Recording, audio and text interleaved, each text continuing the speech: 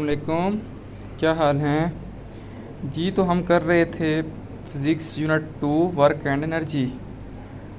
हम जो है work work done by gravitational force और जो है पावर वाले टॉपिक कर चुके हैं।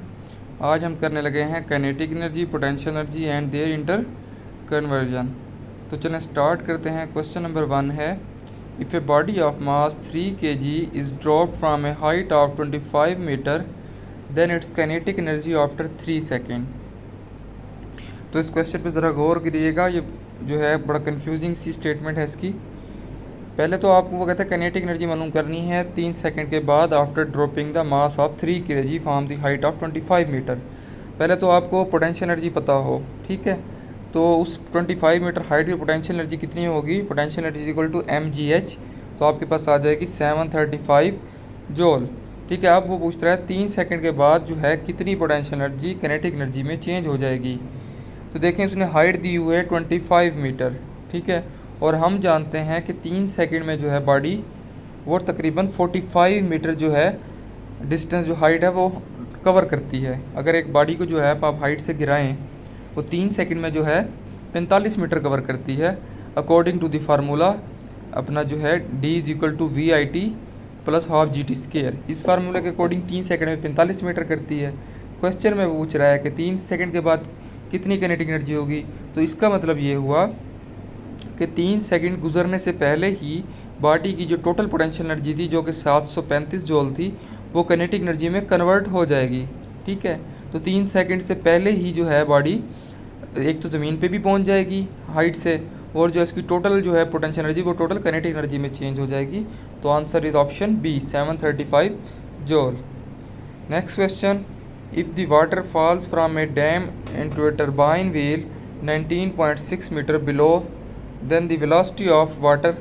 तो हमने इंटर कन्वर्जन में पढ़ा था कि पोटेंशियल एनर्जी काइनेटिक एनर्जी को जब कंपेयर करेंगे तो हमारे पास जो है mgh is equal to half mv square, ठीक है। यहाँ से जो है आप वेलोसिटी इजीली कैलकुलेट कर लेंगे, ठीक है। आपके पास हाइट दी हुई है, g की वैल्यू आपको पता है, मास उन्होंने दिया, मास उन्होंने नहीं दिया और मास की हमें इधर ज़रूरत भी नहीं है। दोनों साइड पे जो m है वो कैंसिल हो जाएगा और वेलोसिटी आप यहाँ से फाइंड कर लेंगे। नेक्स्ट क्वेश्चन है, the Bob of simple pendulum of mass m and length l dropped from A horizontal position strike a block of the same mass elastically placed on a horizontal frictionless table the kinetic energy of the block। तो हमने collision वाले topic में पढ़ा था कि जो elastic collision होती है उसमें काइनेटिक एनर्जी और टोटल एनर्जी और पोटेंशियल एनर्जी जो है वो कंजर्व्ड रहती हैं। तो यहाँ पर जो बात हो रही है ये इलास्टिक कोलिजन की बात हो रही है। तो इसका मतलब ये होगा जो सिंपल पेंडुलम के जो है पोटेंशियल एनर्जी थी वही जो है उसकी काइनेटिक एनर्जी होगी, ठीक है। पोटेंशियल एनर्जी कितनी थी?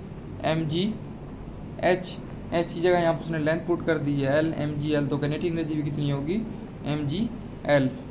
Next question, the bodies of masses m and 3m have same momentum their respective kinetic energies.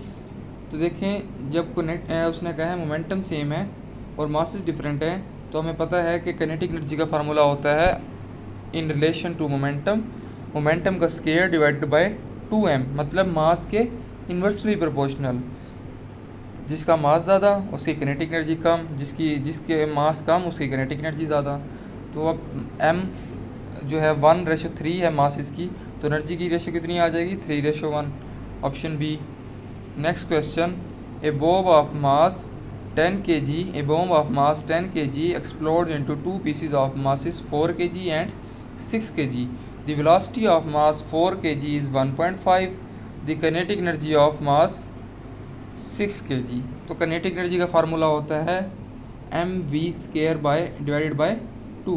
अब आपको जो है मास आपको गिवन है, ठीक है, 6 kg, लेकिन उसकी आपको वेलोसिटी गिवन नहीं है, ठीक है। तो 4 kg वाले मास की वेलोसिटी गिवन है, 6 वाले की गिवन नहीं है।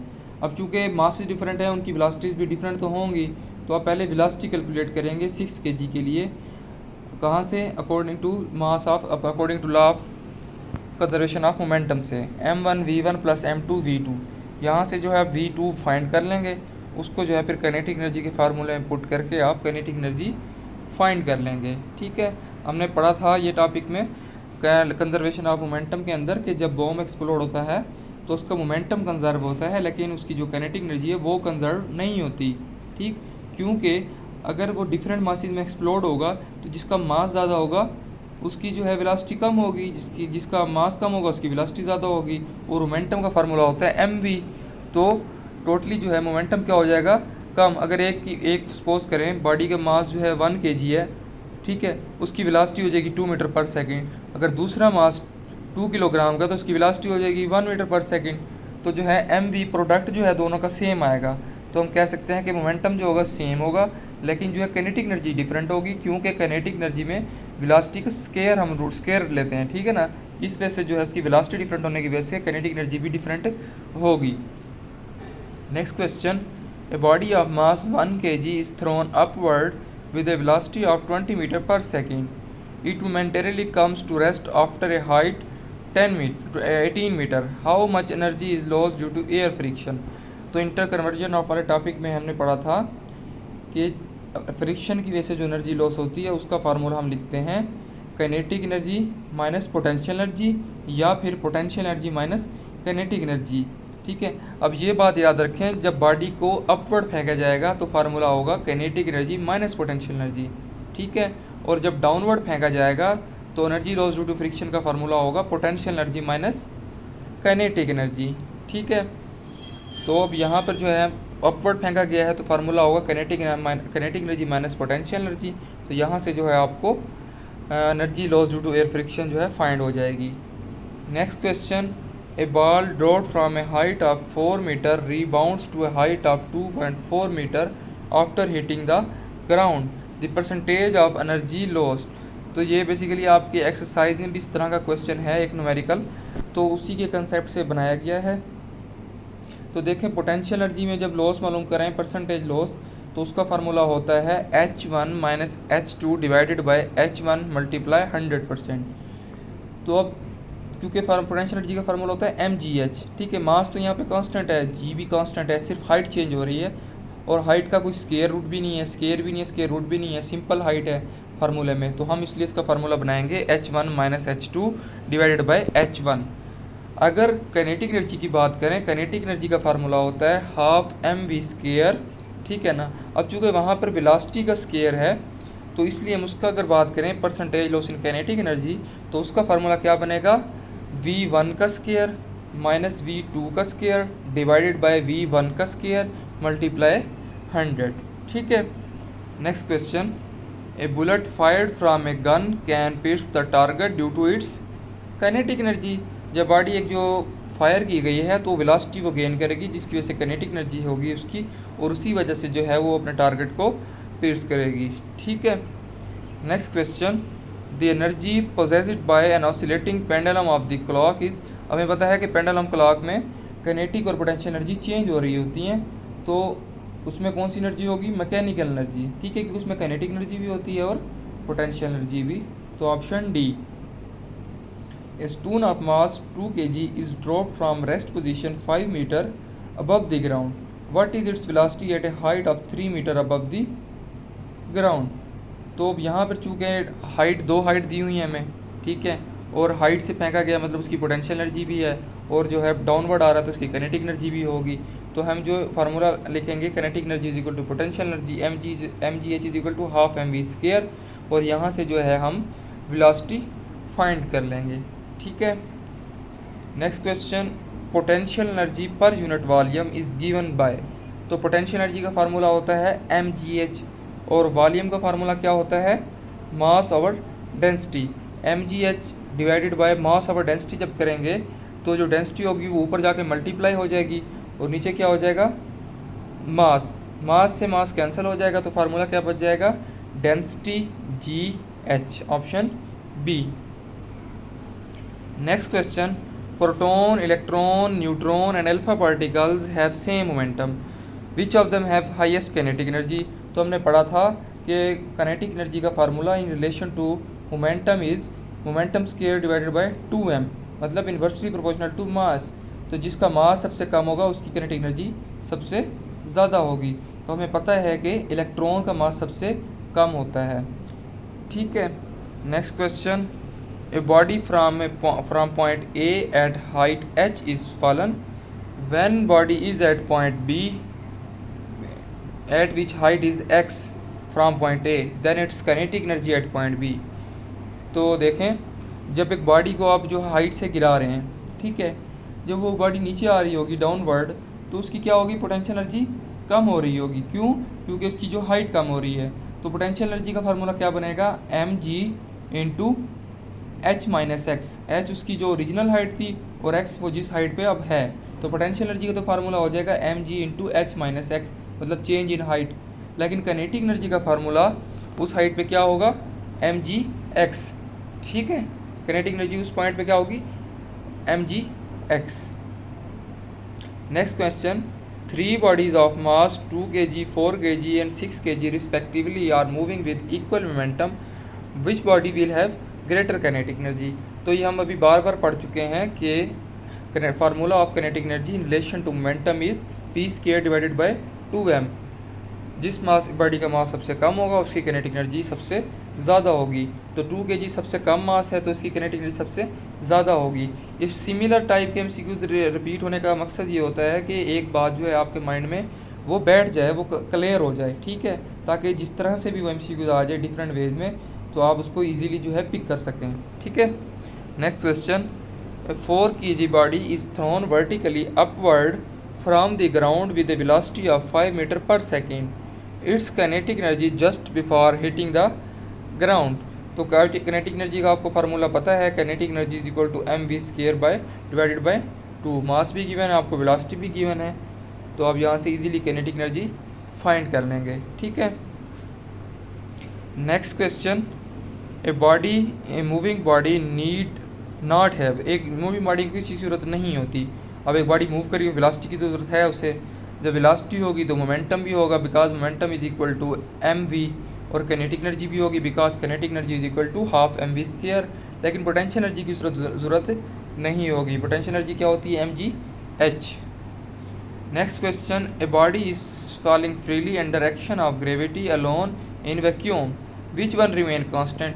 अब एक बॉडी फ्रीली फॉल कर रही है तो उसकी काइनेटिक एनर्जी क्या होगी, इंक्रीज करेगी, और पोटेंशियल एनर्जी डिक्रीज करेगी। तो टोटल काइनेटिक एनर्जी क्या हो जाएगी उसकी, कंजर्व, ठीक है। Next question, kinetic energy of A body of mass 2 kg and momentum. अब एक बॉडी का मास भी दे दिया, मोमेंटम भी दे दिया, काइनेटिक एनर्जी मालूम करें। हमें पता है formula of kinetic energy in relation to momentum is momentum का square divided by 2m। Momentum की जगह आप पुट करें 2 और मास की जगह जो है 2, तो यहाँ से जो आपका आंसर आ जाएगा। Next question, if a kinetic energy of body is doubled then its momentum will be. तो हमें पता है कि अगर मोमेंटम को डबल करें तो काइनेटिक एनर्जी 4 गुना बढ़ती है, ठीक है। लेकिन अगर हम काइनेटिक एनर्जी को डबल करें तो मोमेंटम कितना बढ़ेगा, √2, क्योंकि फार्मूला जो है अपना मोमेंटम किसके बराबर हो जाएगा, momentum is equal to √2em, ठीक है। Next question, a body moving with velocity v has kinetic energy E, it's momentum. अब आपको वेलोसिटी भी दे दी है, काइनेटिक एनर्जी दे दी है, मोमेंटम। फिर same formula, energy is equal to momentum का स्क्वायर डिवाइडेड बाय 2m, ठीक है। अब यहाँ पे p का स्क्वायर है, हमने निकालना है p की वैल्यू निकालनी है। तो हम p को जो है ओपन करके लिख देंगे p मल्टीप्लाई p, ठीक है। तो अब एनर्जी का फार्मूला बन जाएगा E is equal to p M V भी क्योंकि मोमेंटम के बराबर है, तो p मल्टीप्लाई p का स्क्वायर डिवाइडेड बाय 2m, ठीक है। ऊपर मास है, नीचे भी मास है, मास से मास कैंसिल हो जाएगा और आपका फार्मूला आ जाएगा E is equal to P V divided by 2। यहाँ से जो है आप मोमेंटम ड्राइव कर लेंगे। एक बात याद रखें, किसी तरह भी क्वेश्चन आ जाए, अगर आपको जो है ना फार्मूले को तोड़ मोड़ के जो है मॉडिफाई करना आता हो तो क्वेश्चन बड़े आसान हो जाते हैं फिजिक्स के, ठीक है। अब ये देखें, इसी क्वेश्चन में देख लें कि कैसे जो है हमने फार्मूले को तोड़ा मोड़ा जो है अपना आंसर निकाल लिया। अब आपको फार्मूला तो पता होगा कि काइनेटिक एनर्जी मोमेंटम का रिलेशन क्या है, लेकिन थोड़ी सी उसमें मॉडिफिकेशन करके जो हमने यहाँ पे आंसर निकाल लिया है, ठीक है। Next question, a body is thrown upward with kinetic energy of 10 joule if it attains a maximum height of 5 metre, what will be the potential energy at this height.